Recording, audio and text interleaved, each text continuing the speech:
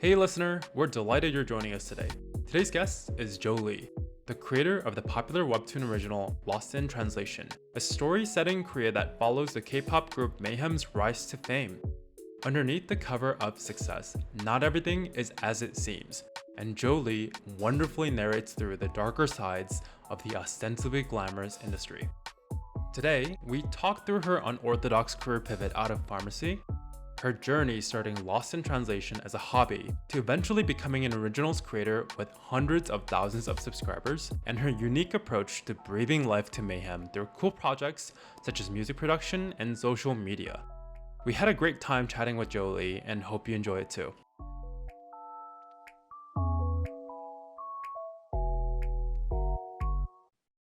Hey Jolie, how are you? Hey, I'm great. How are you? I am doing well. Thanks for taking some time to join us today. I'd love to dive right in, and why don't you introduce yourself to everyone? Sure. My name is Jolie, and I'm the creator of Lost in Translation on Webtoon. And I just want to say thank you so much for having me today. Yeah, I appreciate it a lot. We're very, very excited to have you. I appreciate you sticking with your story and telling your story. One of the things that I loved was Lost in Translation started off as a Canvas story, right? That you published for a while, Yes. and then it went over to Webtoon. Is that right? Yes, yeah. It was on Canvas for I believe like 2 years or something. And then it finally got licensed and now it's been I want to say I'm on my third year of drawing it now since it moved to originals anyways. Yeah. So, what got you into making comics? I mean, like as a kid, I always liked like writing stories and I liked drawing as well. It kind of was like drawing a series was like my dream job, but I knew it was like with my parents' disapproval and everything like that. I was like, maybe I could just do it as a hobby, like instead. But I always found myself coming back to it. I think it took a lot of like knowing like I guess a lot of failure to get there. I quit drawing after high school, I believe. I quit drawing for about 2 or 3 years. Then I had to go work in a pharmacy to please my parents, of course. Sometimes they And say that the best stories come with your parents' disapproval. So I can that's see true. that in your story. You gotta persevere sometimes. It's kind of like you owe it to yourself to prove to them, right? So yeah, while I was in the pharmacy, that's when I started Lost in Translation on Canvas. Yeah. So Lost in Translation is about a K-pop group. Mhm. What was your sort of inspiration growing up? Because like obviously there's a lot of details that you add and a lot of knowledge about, becoming a K-pop trainee and becoming a K-pop star and behind the scenes. So that seems to be a big inspiration or a big part of your life. And Mhm. obviously, like when you're drawing comics, I'm guessing you read some comics or watched cartoons Yeah. growing up. What were the kinds of things that you drew inspiration from? Well, I definitely had a lot of inspiration just like as a K-pop fan. Like growing up, I actually listened to K-pop pretty early. It was like I remember my first few groups I listened to were like DBSK and like Super Junior, and then I transitioned to like Teen Top and UKISS and stuff like that. And I kind of stayed with K-pop until like I felt like I was growing up and kind of like That's a bit of a losing interest. throwback, man. Yeah, right. So I kind of followed K-pop for a while where you were like there weren't subs on YouTube yet. People had to like fan sub it themselves. But yeah, I've been a big fan of K-pop, and I think that influenced my series a lot because I wasn't sure like what my first series I wanted to do for it, but I thought about this cool concept where like world's concept where he's misinterpreted by the media to be like somebody else, and I just thought I'd take that and run with it, kind of thing. Yeah, so obviously with K-pop, there's a lot of different strings that you could draw on. And there's a Mhm. few, K-pop webtoons out there. This idea of Mhm. something getting lost in translation, what gravitated you towards that specifically? I think when I thought about K-pop, like a K-pop series at first, I thought, okay, it could be about like the struggles the K-pop group has, but I think that kind of lines up with a lot of K-pop series, and I kind of wanted to differentiate like the way I approach it. And I thought about this. this concept called like manufactured controversy kind of thing, which is like a controversy that's like made up by the company itself to get their name out there. You know what I mean? So I was like, that's kind of an interesting way to approach this. It might be a interesting story, you know? I don't know. I just wanted to try it, and here it is.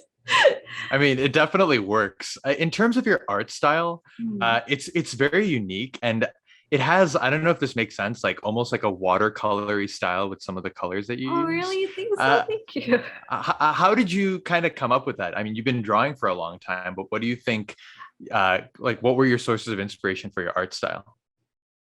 I don't know. I just look at other people's art styles a lot. Like I guess an artist that I did look up to, man, I don't know the name of this artist. I apologize. So, oh my gosh, I don't remember the name. It was Girls of the Wilds artist. It's on Webtoon. I think that's the name of the Webtoon series. And then also Lookism as well. I feel like were big influences of my art style. But I think I didn't want to like, you know, copy the art style completely, right? I just took like parts that I liked about their art style and I incorporated them. And then, you know, I see other art styles and I'm like, oh, that looks nice. How they drew like the eyes there looks nice. Then I'll take that into consideration. I think that's kind of like how artists mold their own art style, is from influences that they like, you know?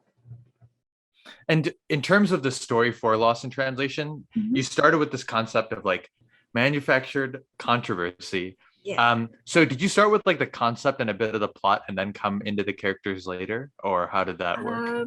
I'll be honest with you. I'll be honest, okay? In Canvas, I was just like, I just want to make a series. You know, I wasn't really thinking too hard. I was like, this is the concept I'm gonna go with. And it was just gonna be a story about Wild, the main character. I wasn't gonna really focus much on like the side characters, but then like as I was writing it, I was like, wait, I think the main character is only as like good or like effective as the side, like the cast itself, right? Like you care more for the main character if you care more for the side characters, kind of thing, and vice versa, right? So I was like, I need to focus up on the other characters too, and that's kind of like how I made Lost in Translations kind of cast as well. So when you started this, I mean, you were working at a pharmacy. You're like, fine, I guess I'll make my parents happy for a little bit. Yeah. How much of the story did you have planned out, or were you just like, I just want to get going. I need to move on. I I was only gonna like maybe have like 20 episodes. Wow. And I was only gonna like update like once a month kind of thing, because I worked full time, right? I was tired every time I came home and stuff like that. But I remember this so clearly. But like when I put up the first episode, like the prologue, I think I got like 20 comments on it in like 3 days. And I was like, I am famous, yo. I need to I need to keep going. And that's kind of been like, I just been pretty consistent since then, which surprised me because you think someone like me would not be committed to anything, right? But yeah. What's the biggest thing that kept you going? Because you did this for 3 years, I think. 3 years on originals and then 2 extra years of Canvas. So yeah, like 5 years. No, 5 years. Yeah. What kept you going through the Canvas years? Definitely my readers. I remember like every time I uploaded an episode, I would go immediately to the comments just to like see their reactions and stuff like that. It was such a fun time, and I kind of miss those moments because I don't do that anymore. Comments I get are different now in the original, so I kind of need to like save my mental health.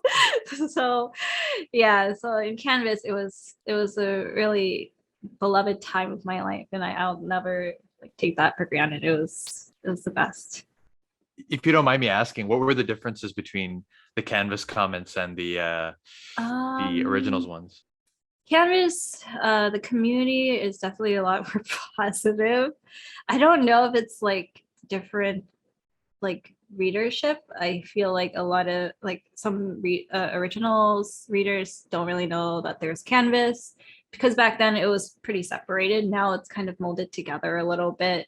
I think because of like the way the app functions now. Back then it was like you had to go to a different tab to see Canvas stories and really like hunt for them kind of thing. So yeah, it is what it is.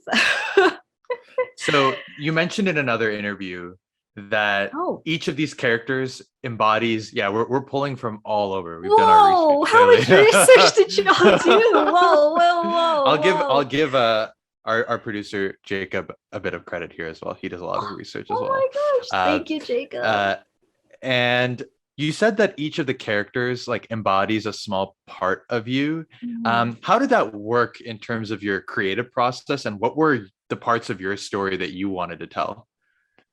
I think a lot of it was just like internalized trauma I had growing up is, and it was like I kind of just want to write about this because that I think I'm not the only person who's been through this, right? And it's Yeah. cool because like I can write about it, but it's not like completely 100% like parallel to how my experiences were. It's just like kind of like the same idea. Like let's, for example, let's say like Minsu's story with his brother where he feels like he's always inferior to him. Well, like growing up, I felt like that too, but someone else's experience could be different, but they could also feel like that as well, right? Like our feelings were the same, but our experiences were different, right? There are definitely scenes that kind of hit you, and it's funny because I mean, Wild is always putting up a front, and then there are Mhm. these times where you kind of get a peek behind someone and what they're really going Yeah. through. And yeah, like anytime it feels very real for me, I kind of think of, well, what did the person who's making this kind of go through? Oh, Because I feel like some of the best things have to draw from somewhere, even if it's not the yeah, exact experience. So that's true. um, Mhm. it's very, very interesting to see. So after you said you did this on Canvas for 2 years, right? Mhm. You're doing this for 2 years. Now Webtoon approaches you. Like aside from taking that email and showing it to your parents, like what did that feel like?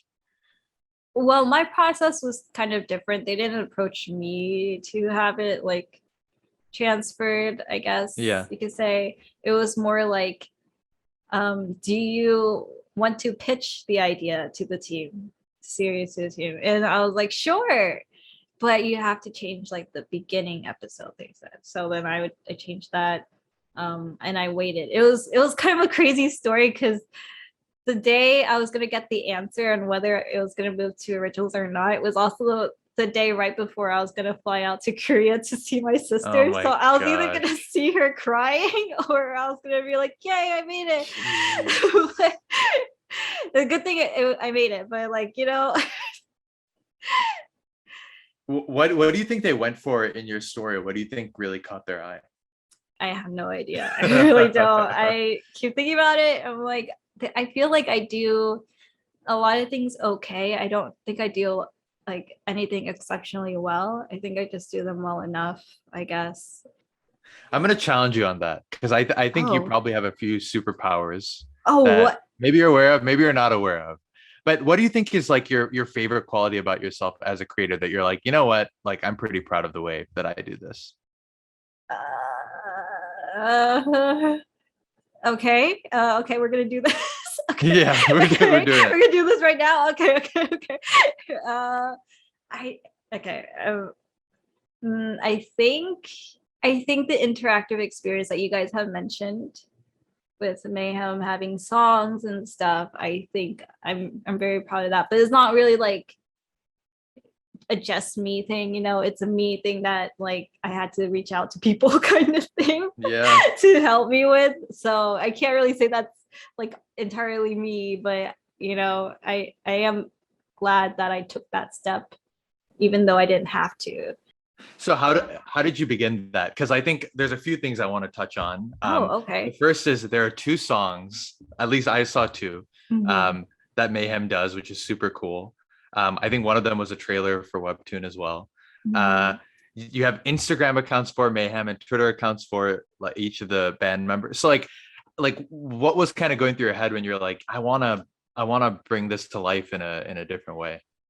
Um, Honestly, I just thought like I wanted to think of a way to like market my webtoon without like I don't know. I don't even know my process, but because I'm a fan of K-pop, right? So I was thinking, what if I promoted them like a K-pop group kind of thing? So Yeah. I went for it. I just like made them social media accounts, and I, reached out to like artists to help me like make their song and like bring them more to life, because I feel like my readers deserve that. They've been so supportive of me that I'm so willing to do that and give something to them. How did you find the artist that would help you make the song? Because I'm sure that must have been such a cool thing for you to have a song created by Mayhem. Do you want me to go like one by one of every artist? Oh yeah, no, I'd love it, because it's Oh. I mean, it's to me it's like wild how there's a song from your group Mayhem. It's like crazy to me. Yeah, I was still on Canvas when I found some of these artists. When in Canvas, I had members kind of cover songs for Mayhem kind of thing. So I found Wild Singer Jolie on YouTube. I literally like looked up like popular K-pop songs and put cover at the end just to see like if there's anybody out there that could potentially like have a voice that's similar to theirs. And then also I wanted to make sure they spoke English, and I also wanted to make sure they were Korean as well, because Mayhem is Korean. And so yeah, that's how I found Yuli. I did a lot of hunting, by the way. It was like days worth of hunting for somebody. And then I also found Soon, who voices Dimin, and then also Elite, who voices Minsu the same way. For Jay, who voiced Day, I've been a big fan of him for years, so I don't even know how he said yes, but he said yes, he would do it. So so yeah, then that's my entire cast for me. And did you just say go make a song? How prescriptive were you? Like I wouldn't know how to commission someone to like make a song for me. So how did you do that? I originally asked because Yuli had mentioned he wanted to start writing original songs. He wrote the first song that Mayhem had, which was Find a Way. And I couldn't really get anyone else on that track because the time was like so last minute. So I just asked him to do it. And I asked him to do the next song with like, and I would find the other voices for Mayhem if he could just write the song. And then a lot of it was like, I wasn't really a part of. I kind of just like gave them a link to like contact each other, and then kind of like help work on the song, and then I was just like doing the music video animation stuff like that kind of thing. That's so cool. In terms of working with Webtoon, you had some period of time where you worked on the comic, with no editor. Then I believe your editor was Eunice at Webtoon and is still your editor. What's it been like to get support from the Webtoon team? It's been great. It actually got another editor on my roster as well. Her name is Valerie. Valerie and Eunice, yeah, help me now, and it's been great. They've been really really helpful, and I was able to learn a lot through like in terms of like how I want to approach things and like the execution stuff. Like they've been really helpful to me, so I appreciate them so much. What's your favorite part of working with them, with Webtoon and your editors? They're just really really helpful for me. Like I would, if I have a question about anything, they would find the answer, even if it's like not necessarily like an editor question, right? Like for example, I whenever the Mayhem song was like releasing and stuff, I went through them about that instead of like the other teams that would handle some of it as well, like the like legal team and stuff like that. Yeah, so I went through the editors, and then they'll like kind of relay the message for me and stuff like that. So it was really nice that I didn't have like so many contacts to look at, and I just had to go to them about it. I know season 2 just finished and season 3 is coming out soon. But what does your average week look like when you're in the thick of things? I work on the series 5 days a week, about 8 to 12 hours a day. Yeah, I think I work from Saturday to Wednesday. Yeah, that's my work schedule. And I've been drawing season 3 every week. So I'm excited about that to come out, but I don't have enough episodes for it to come out yet. So you guys are going to be a little more patient. All good. I'm guessing, were you able to take any time just to have a breather in between seasons? Yeah. I took like a month off because I was kind of like the last hiatus break or season break that I had. It wasn't very long. It was like technically a month, not even a month. I think it was like 2 weeks. I was just like, so I kind of just, I think I was still like working on the music video anyways, so I wasn't technically really off either. But yeah, after season 2, I was like, I just need to sit here and do nothing for a little bit. And I ended up playing Lost Ark though. So. Well, speaking of Lost Ark, you started playing Lost Ark on Twitch as well recently. What Oh what my got gosh, you onto Twitch? you guys dug through my streams? What the? We've done I will say you do a great job of linking, so it doesn't take much effort to find out all the things that you make. Oh my And God. your Twitch is hilarious. How did you get onto Twitch? Was it a way for you to maybe take a little bit of a break, or did you just think it'd be fun?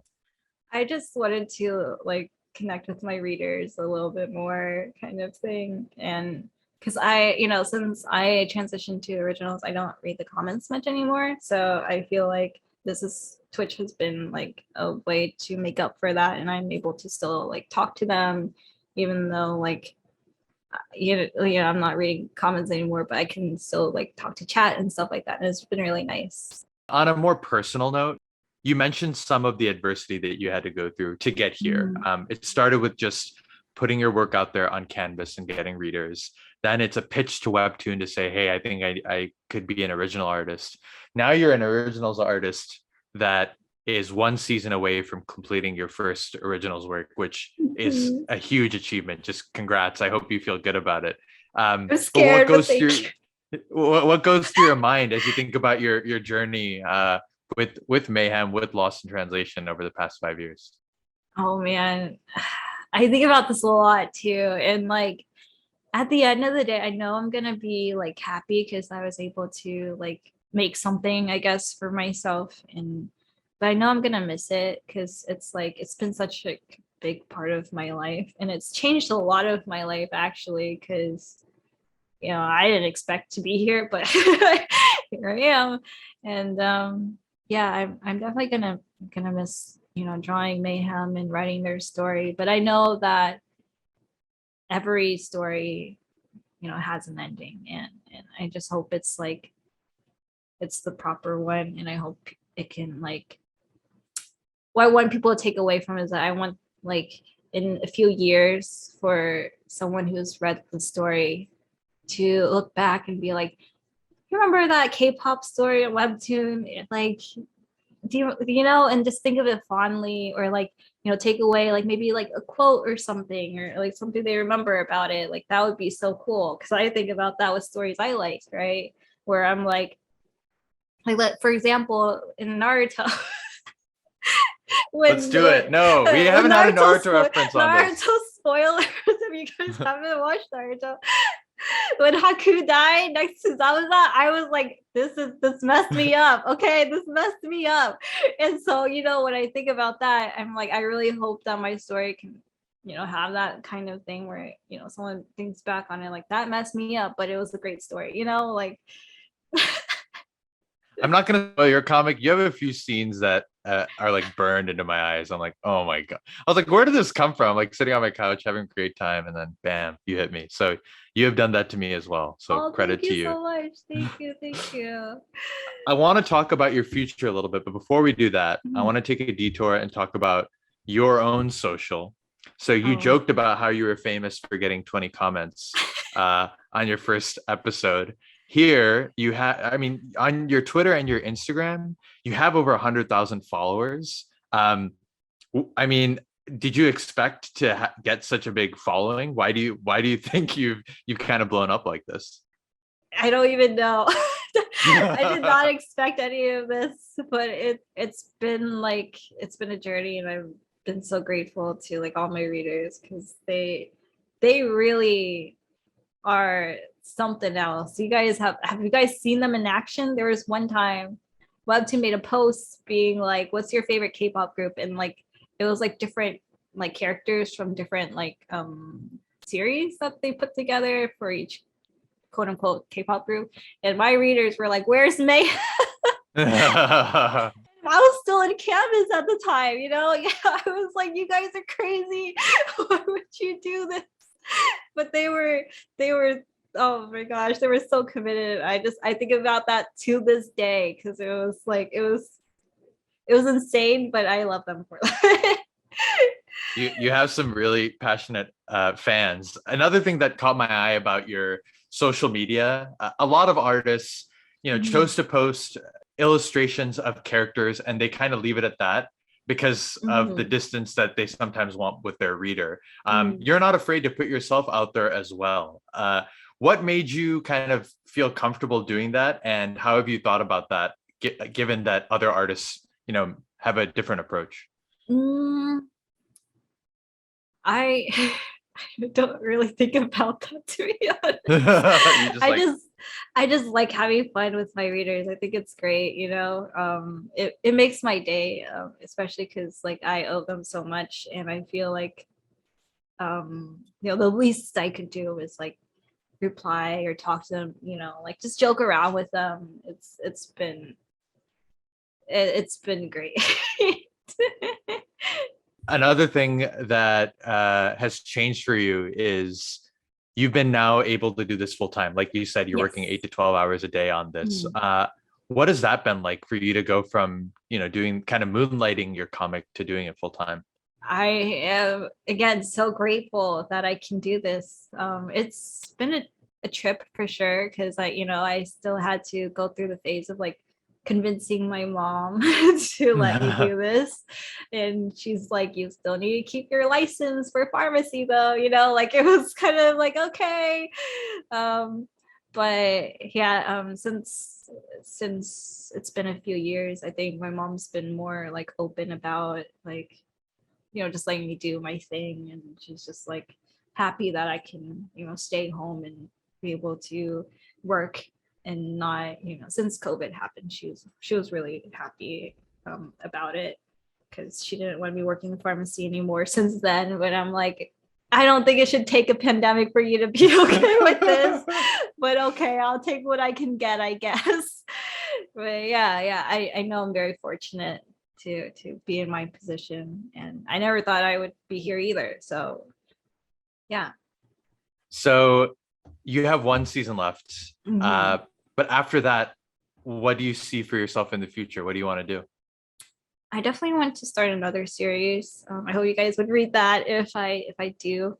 Um, I don't know if Webtoon will pick it up, but I do want to at least attempt another series. If it goes in Canvas, it goes in Canvas. If not, if it goes to originals, it's an original. But I have no idea where it's going to be. But I do know I want to continue writing and drawing as well. So I just don't know what story I want to go with yet. I have a lot in my head, but I just need to make sure I stick to one, commit to that one, and then we'll see.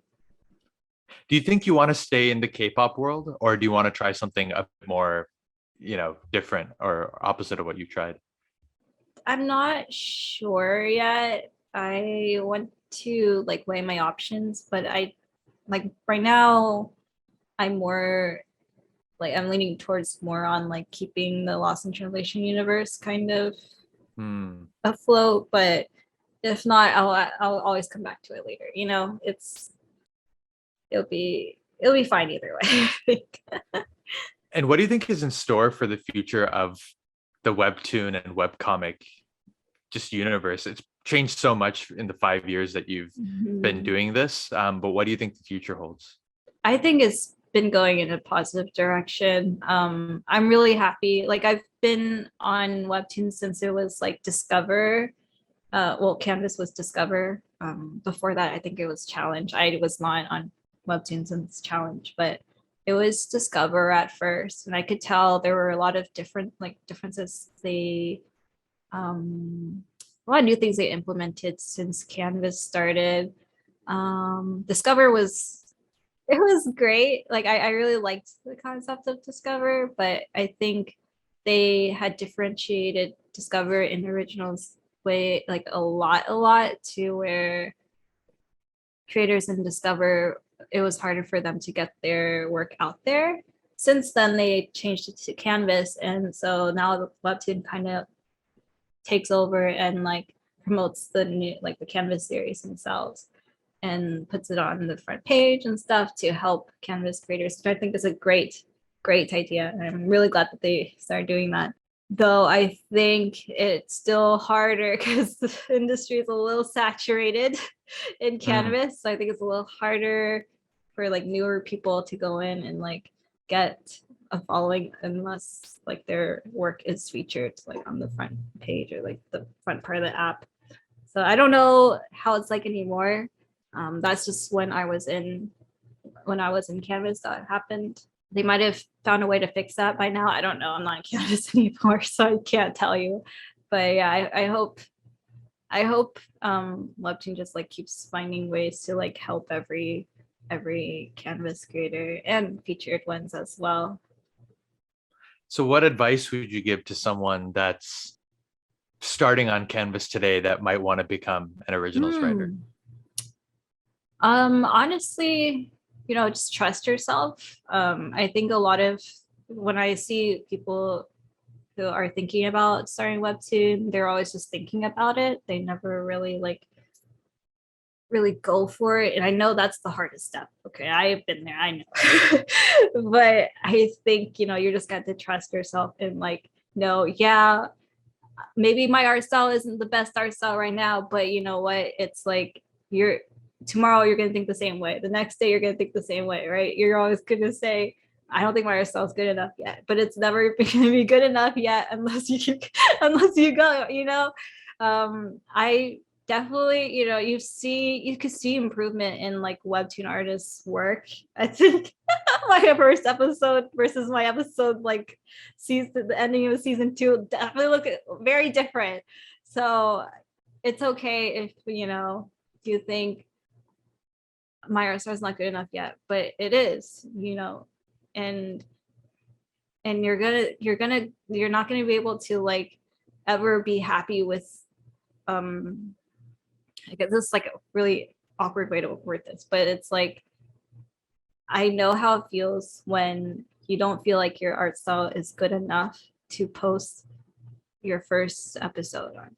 But just know that your art style in a year is not going to be the same. And the year after that, and the year after that. So, you could just post it now and then you'll still do the same thing. You'll still go through the same thing. So, yeah, just trust yourself and have fun with it because and also write a story that you want to write or you want to tell or you want to read, and yeah, I think that'll be enough for you to keep going. I love it. That's such a good message. It was all over the place, but I tried. There's a degree of just authenticity to yourself that leads to good things. So I'm just happy to hear your story and hear it work out for you. But speaking of that, like there's one thing that came to mind that I also wanted to ask you. Mm-hmm. You've done like 2 short stories as well on Canvas. I mean, you're busy enough with your existing comics. So why did you want to like tell these 2 small stories as well? I think I think I know what you're talking about. They're like personal side projects I wanted to do at the time. I think one of them was, are you talking about like the birthday project I made for Jay? Yep. Yeah. I've been a big fan of Jay, and he's been one of my like big inspirations as well. I think a lot of like his interactions with his fans kind of influenced my interactions with my readers, so I owe it to him. Also, he like helped out with the project for Mayhem. Like he didn't take a penny from me for that, and I think I always owe it to him for that. So I definitely went to make something for his birthday, and I thought Webtoon's what I do, so it just felt right. That's awesome. Are you ready to close with our rapid fire round? Okay. The first question is, which fictional character best describes your personality? Oh man, I don't want to say it's Naruto, but just kidding. No, I think maybe Sakura. Actually. Sakura, okay. I- Okay. I'm a simp for my characters. I'm not gonna lie. Which 3 webtoons would you take with you on a desert island? Definitely lookism. I haven't read it in a while though. Oh man, it's been a while. It's been a while since I read it. With Girls of the Wilds for sure. Oh, and Untouchable, because Untouchable was one of the first webtoons I read as well. Yeah. If you could pick any creator to have dinner with, who would it be? The creator of wait. If I choose the creator of Lookism, it'll be really awkward because like I don't know Korean and I don't think he knows English, so we'll just be sitting there, like, You can bring a translator. We can There we translate go. to dinner. Okay. Then I gotta choose Lucas. There you go. Problem solved. If you what's your favorite scene from any webtoon or comic? Oh, any scene? Okay. Comic or anime? Oh man, there's this one scene in Lookism. I feel like I've been talking about Lookism a lot, but this one scene in Lookism where it just hit me like so hard. I don't know if you read it. If you haven't, okay. But there are spoilers. Well, spoiler alert for anyone who hasn't read Lookism. But there's this one part, I forgot her name, but this girl was training to be an idol, right? And like the instructor told her to like weigh herself. And then like they looked at her weight and they're like, you're like 1% or like just like 0.1% over or something like that. And that girl had to like take off her shirt to like make it so she weighed less. And I was like, oh my God, that hurts. That hurts. But that's really real. So yeah, that just stuck with me forever. And I don't want to say it's my favorite, but it hurt a lot. That it like traumatized me. So you have a few scenes talking about themes like that hurt as well. But it's important to talk about because I mean so many people go through so many different versions of it's important to bring awareness to. And then the last one, if you could hang out with any fictional character, who would it be? Oh, Spider-Man. Spider-Man. Okay, why Spider-Man? I like your Lookism theme and you brought Spider-Man like out of left field. This is great.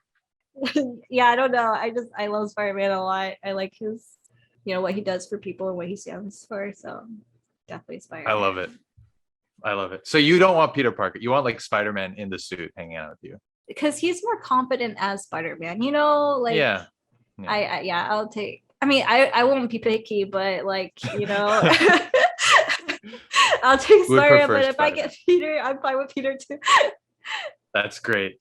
Well, listener, please check out Jjo Lee on Instagram. Check out Lost in Translation.